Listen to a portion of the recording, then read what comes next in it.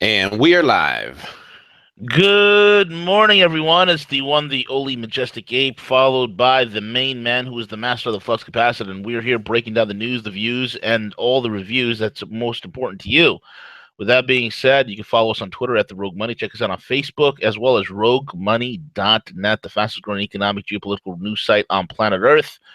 Also, you could check out our sponsors. If you have any debt problems, you need help, you need some sort of resolution, you are running scared and crapless because they are throwing the book at you, then you need to get myfreedomnow.us. Myfreedomnow.us. Let these guys kick the debt collectors and the bankers in the nuts. With that being said, CJ, what's going on? CJ? CJ, are you muted? Comey is fired. He's fired. Oh, there He's you are, gone. CJ. You muted yourself yet again. You muter. Comey's gone. That's the word of the news of the week, maybe even the month. V. The official title says that the judicial cockblocker Comey is gone, and why this is not a Nixonian move, and why the clock block removal of Comey will make Hillary Clinton very nervous indeed. CJ, is it not? Is it not correct? Yeah, it's going to make her very nervous. Just if you go back through the history of Comey, and I'm sure we're going to, in later on today's shows, we're going to discuss it as well. But if you just go back through the history of it, there's so many flaws in his delivery of his position, his way to effectively lead the FBI, and it all stems back to the whole handling of Hillary and her emails. Yeah. It goes back to that. It goes back to the fact that there are 10 major scandals. It goes back to the fact that there is a connection to this proverbial, mythical, innocuous group called the Swamp. Okay, and there is Bix would call it war between the good guys and the bad guys, and Bix will be on today at 1 p.m. And also someone call it in the intelligentsia movement, white hats against black hats, okay? One of the things that people need to understand is there are certain guys, okay, who are just absolute, like, really not good guys, okay? These are guys who are serving globalist interests. One of them was James the Clapper. The other one is John Mohammed Ben Brennan, Ben Saud, Ben, or whatever the hell he wants to call himself. And the other guy was James Comey, James, a.k.a. Martha Stewart Insider Trading, a.k.a. Clinton Foundation Comey, who finally was given the boot, okay, 3 years into his 10-year tenure. And now a lot of the libtards are going crazy. In fact, yesterday, as yours truly was shopping for organic grass-fed beef at the local purveyor of fine foods near me, I was confronted by a gentleman who said, "Hey, did you hear the news?" Out of nowhere. I don't even know the guy, CJ. And I just looked at him, and he looked at me, and he thought because, I'm living in New York, and I'm and I'm someone who is, is somebody who's in the demographics of a traditional Democratic voter. He'd come up to me, "Did you hear the news about Comey?" And I said, "Good riddance." And he was shocked when I said good riddance. Because people don't understand that, this is not a Nixonian thing. And even though the libtards want to rally around Nixon, they want to rally around, this whole entire thing about Comey, and then Trump is firing Comey because Comey is getting close to the Russian sources, and that's why he had to fire him. That's the narrative that's being played out, and that's a narrative that's going to blow up in their face, AJ. Yeah, it's going to blow up in their face primarily because of the mishandling of that entire investigation. Listen, the moment that Loretta Lynch met Bill Clinton on that tarmac in Arizona, the moment those two decided to meet, that's at the point where Comey should have went and requested a special prosecutor and relieved the FBI and the AG of that responsibility. But he did not do that, V. What did he do? He kicked the can down the road. He went on TV, hyped himself up regarding this investigation. And then, V, what happened? A few months later, Nothing. Anthony Weiner's laptop pops up with Yep. Clinton emails, right? Yep. So again, and the question has to be asked is that so many times is that number one, why didn't he prosecute Hillary? Number two, why didn't he prosecute Anthony Weiner or Huma Abedin, who sent classified emails? And he stated that the other day. The testimony he provided, V, I believe on Monday, kind of sealed his fate. And primarily because whenever he specifically went out and said that there were hundreds of thousands of emails, State Department emails on Huma Abedin's laptop, the question became, well, why didn't, and we even stated this on air, well, why didn't he prosecute her? Well, I mean, it's ridiculous, man. Now, here's the deal. This guy, Comey the jabroni, okay, Comey the jabroni never questioned Hillary Clinton, ever, under oath. He was passing out, you know, he was passing out immunity like it was candy, like it was Jolly Ranchers. He was just passing it out. Number two. Number three, in the face of overwhelming evidence in the scenario such as breaking 14 Blackberries with hammers, deleting 33,000 emails, and another 16,000 emails that are missing, using such thing as beach bit, and all these other things to cover up what seems to be very nefarious tracks, very nefarious transactions. Nothing's been done. Never, ever has this guy even recorded, documented, or done anything in regards to Hillary Clinton. Never, never has he admitted to warnings that he's received from multiple sources about what's going on with the Clintons, the Clinton foundations. And even the straw that broke the camel's back was when this idiot used a fake, fictitious, concocted, knowingly bad, so quote-unquote MI5 British dossier on Trump and Russian prostitutes peeing on a bed to gain a FISA warrant to monitor Trump. You want to talk about absolute stupidity? These guys are so high on their hubris that they think they can go along with this corruption and nothing will be done? Good riddance. Call me the jabroni. Yeah, one last point, V, regarding at minimum, okay? At minimum, you have a Hillary Clinton who failed to follow proper government record retention laws. At minimum, okay? So that's outside of everything else. At minimum. At that point, you go ahead and you condone her for it, whether definitely she wouldn't serve any time because of that. However, what you do is you also remove her security clearance, right? You remove her security clearance because here is a person that cannot properly manage more than one email account and has a freaking private server in the toilet in her bathroom. Absolutely. So, and yeah, you're going to hear it. This is going to be pressed for the next several weeks that they want a special prosecutor. Go for it. Go ahead. If that's what needs to be done, that they still think that there's some type of collusion, which many from the State Department, from the Attorney General's office came out and said there's no evidence of that, then so be it. Let's do that. But if we are going to investigate that aspect of it, let's go ahead and bring in the Clinton Foundation at the same time, V. Exactly correct, man.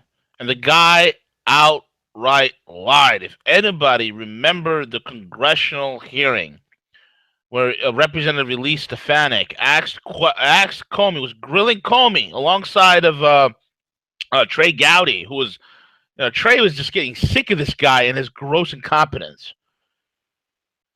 The whole thing with Representative Stefanik, when she was asking Comey, when did you notify the White House, the DNI, and the congressional leadership about these so-called leaks, this, that, and the other, the mishandling of information? And then Comey outright lies, saying that there was no DNI, there was no Director of National Intelligence to report to, there was no active DNI, which is BS. Because at that time, James the Clapper was Obama's DNI. Okay? He was the guy handling a lot of this sensitive material. Okay? This is horrendous. The guy outright lies. This guy is the man who was protecting. He was the vanguard for the Clintons. He was the vanguard for the criminals. They all knew Comey was going to run his typical cock block of any sort of real investigations. He is the reason why many FBI agents were absolutely livid at the fact that they couldn't get anything done in terms of real investigations against the Clintons and against many members of the quote-unquote establishment. This is the reason. And it all leads not only to Clinton, but it also leads to Obama. somewhere, Hillary Clinton is very nervous. Barack Skinny Bones Obama, who just collected $3.2 million for speaking in Milan, is very nervous. Save it up, buddy, because when they bring in and now absolutely roast, think about this. You needed to remove Comey in order to absolutely and properly savage Susan Rice. The path has been greased. Let's see what happens, CJ. Let's see what happens, V. In other news, Ripple overtakes Ethereum to become the #2 crypto coin. Look at that. Wow. Cryptos are taking off, V. I mean, the Steam had a big week as well. And now we have another crypto. Ripple is taking off. It really is, man. You know, rather unexpectedly, Ripple officially took over Ethereum by $200 minimum million in the market cap to become the world's second largest cryptocurrency with a total market cap of $8.5 billion over a 24-hour period. Ripple price recorded a 71.6% increase, while Ethereum price decreased by 6.85%. Several cryptocurrencies, including Ripple, NEM, Stellar, Lumens, experienced inorganic short-term price growth in the last 24 hours, each gaining 71.6%, 53, and 94% gains, respectively. Although Ripple has made significant progress in establishing strategic partnerships, such as recent additions to 10, count them, 10 financial institutions. That's pretty good, man. There are a lot of good financial institutions here signing up with Ripple. It's difficult to justify a 71% gain in such a short period of time. It's pretty. This is good stuff, man. Good stuff. Yeah, great stuff. And I'm just still amazed, V, at the amount of people in terms of, what is cryptocurrency? How does it work? So if you haven't taken the time yet to figure out, how to get yourself a wallet, how to purchase, Bitcoin, whether it's a utility to purchase from, items online, or, again, possibly make some money as well. Now's the time to get educated regarding that, V. Yeah, I'm watching it. I mean, Ripple, guys. I mean, Ripple is friggin' going for 21 cents right now. Are you kidding me? Okay, it's going for like 22 cents. Jump on it, Ripple. I'm not giving you investing advice. Investors have invest in your own risk. This whole 9 yards, yada yada yada, so on and so forth. But I've already made a killing in Bitcoin. I've made a killing in Ethereum. I hold that. In full disclosure, Litecoin I'm liking. That's on a tear. And NEM is only 12 cents. NEM. But here's the thing with Ripple. You just had like 12 major financial institutions sign up with it. That's awesome. That's good. And there's a Japanese consortium. Now, the latest partnership or initiative launched by Ripple was 11 days ago. And no major exchanges or trading platforms globally have integrated support for Ripple trading in the past few weeks. Thus, to be critical, the only driving factor that could explain Ripple's latest price surge is the establishment of a collaborative project among banks in the Japanese consortium for cross-border and domestic payments. Wow. According to its official video, Ripple is powering the entire network with its blockchain-based cross-border, cross-bank payment protocol. Japan Bank Consortium stated, in order to address these emerging needs, banks have come together to launch the Japan Bank Consortium for cross-border and domestic payments, which enable a flexible and efficient payment system. It is the world's first case to implement Ripple solution in a cloud environment. That's awesome. Look at that. It's Japanese consortium banks with other leading banks and financial institutions in Europe, such as BBVA. Ripple has solidified its position as the base blockchain protocol for the global financial structure and industry. That's huge. They're already cloud-based. They're already setting up and Japan's huge. It's the second biggest banking hub outside of the United States and Europe. It's huge.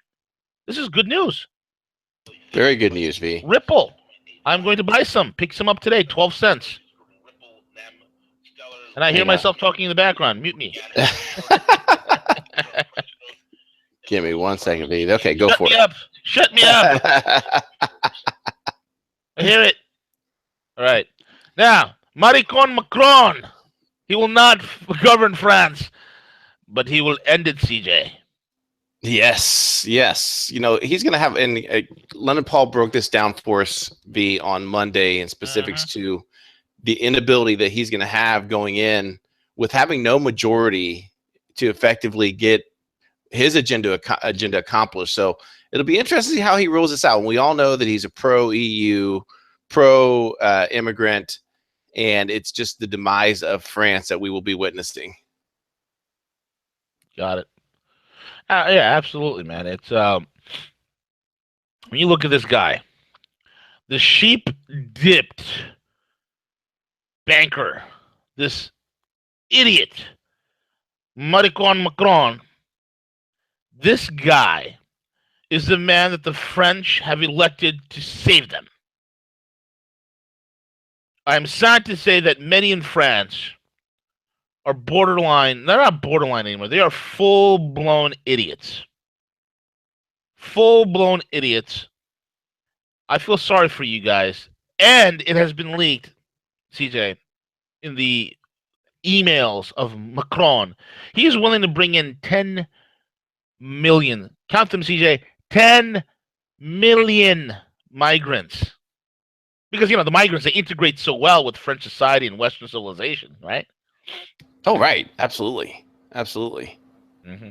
Yeah, this will be the demise, V. This will pretty much seal their fate and completely transform the French and their culture. So say goodbye to any of the French cultures that they once. I mean, what's going to happen with this is that these migrants that come in, they inundate the system, right? The French, who are debt slaves to Germany, who is kind of giving them their marching orders. We all know that. So again, we just have another EU shield that's going to destroy another country, V. Yeah, he's a Rothschild shield to say less, man. This guy worked, for Edouard de Rothschild, and Rothschild and Seek Bank. At the Rothschild Bank. That's where he got his start and he began his rise, so to speak, man. So this guy is it's unreal. And the only thing he could do is he called those who are French nationalists cowards. French nationalists are cowards because they want their country back. No, you're a coward, Macron, because you cannot put a stop to the illegal immigration. You cannot put a stop to your country's rape and how the resources and your culture is being ripped and ravaged from the very hands of your people. That's the problem here. Unbelievable, man. Unbelievable. Goodbye, France. I always wanted to go to Paris, CJ. It's not going to happen now. Not going to happen. If I do, I'm going to have to wear a flak jacket or something. Or we can go there, CJ. We'll just wear or burkas. That's what we'll do. So we won't be bothered. Make the universities bail out student loans. That's a good idea, man, from our main man, Charles Hugh Smith, over at Two Minds blog, buddy. Yeah, I want to share this and give him some credit because it's something that a lot of people don't talk about. You hear the struggle of students, you hear the loans that they're in debt for, but you don't hear a lot of the conversations that go back to take a look, what triggered this.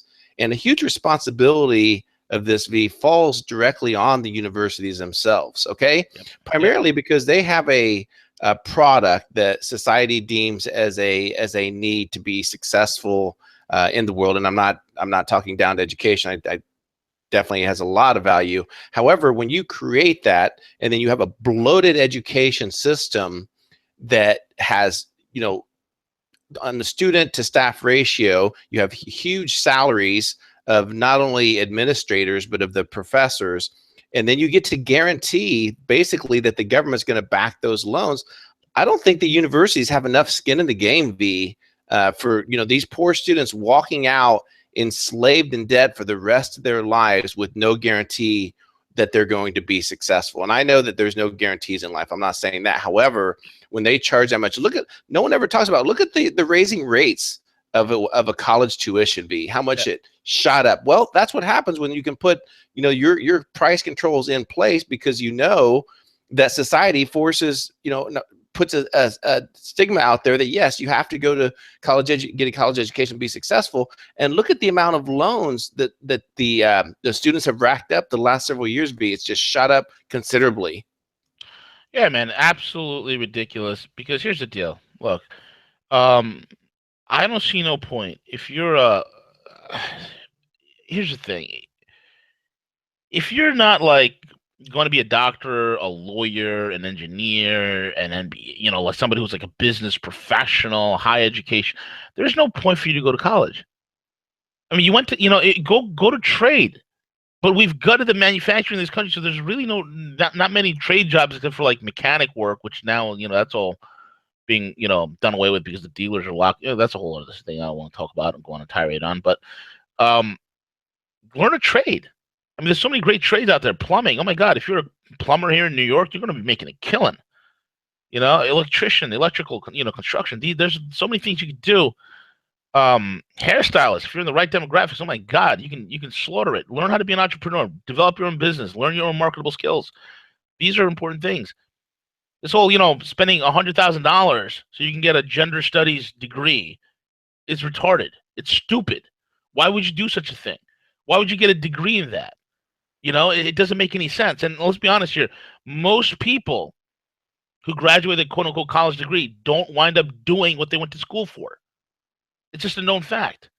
So unless you're getting into medical or engineering or law or business or something like that, I wouldn't bother. Like, why? And this is what's the sickening thing. College is going to remain expensive. And now they're stating right now, that they can't collect on any student loan debt, period. Because the system is so jacked up, CJ. We reported on that, the other day. They're so jacked up they can't even collect on student loan debt. And there are people that come to myfreedomnow.us. They show up over there. They got $200,000, $300,000 in student loans. Wanted to make it go. They have judgments against them, this, that, and the other. People's lives are being ruined by this crap.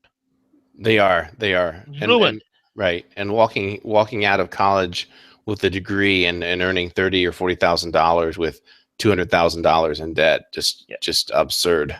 My goal, and I'm going to be launching a service very soon, and because when we launched myfreedomnow.us, we were absolutely bombarded,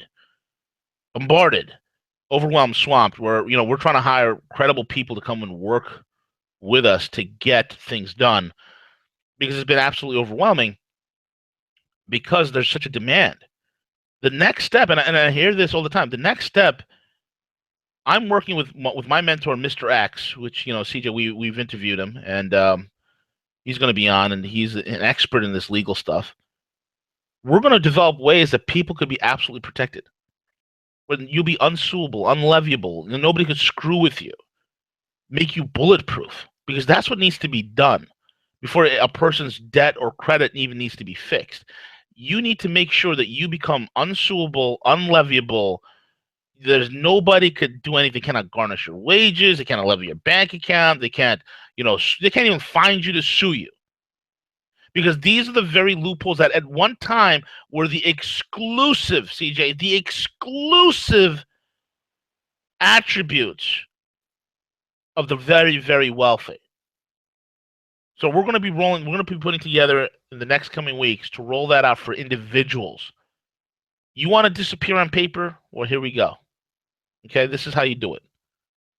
Anyway, I guess that brings us to the end of the show, my man. Oh, wait, U.S. is ready to invade Venezuela, it looks like. Why not? If Venezuela has oil, right? I mean, the oil country, we're willing to intervene in any. You got resources? Your society is in a crap hole? Are you in a social meltdown? Then you need a U.S. takeover. What's going on, Siege? Yeah, so we have drills. They're going to be conducted, near Venezuela, God. near Brazil, and these military drills that are being conducted are not even authorized, by the sitting president of Brazil. It's a guy that's running for office that's coordinating these. And any time that you hear military drills, you hear, Brazil, who is in part of the BRICS. You look for the globalists, the cabal, to try to get any inroads to break apart that BRICS nations, with being Brazil, and then more importantly, you're exactly what you stated. With Venezuela, with the resources that are there. Mm-hmm. Yep, absolutely. Because why not? Why not? It's what. Well, here's the thing: we're stepping into Venezuela because in the background, and I've documented this before, CJ. I was the only one to talk about it anywhere. Year and a half ago, maybe 2 years ago, I said China and Russia, the Sino-Russian nexus, is going to do what they can to facilitate the valuable resources, the jewels that are in Venezuela's crown, like PVSA, their oil company. And Rosneft is working with PVSA. They're trying to stabilize them. Okay? And we know for a fact Russia has visited and landed planes in Venezuela many times before and docked ships there before as well. Now, all of a sudden, knowing the fact that the Sino-Russian nexus is working in Venezuela, they're not going to save Maduro. They realize to save Maduro is the equivalent of saving Kim Jong-un. And granted, Maduro is not as ruthless as Kim Jong-un. The only reason for that is because there's is legalities that are still in place. It's still the same type of madman. It's still the same type of unreliable partner. So what they're going to do is they're going to let Maduro implode on his own, but they will work with the capitalists, with those that are the producers that are in Venezuela, and work with them to rehabilitate and rebuild their infrastructure, as well as getting PVSA back online and getting them integrated into the BRICS, into the New Silk Road. That's what the whole game is about. Now, all of a sudden, the U.S. wants to have military war games, this, that, and the other. That's the game. That's the card being played. Do not be fooled for 1 second. And with that, we're at the end of the broadcast, Siege. Roger that. Taking us away.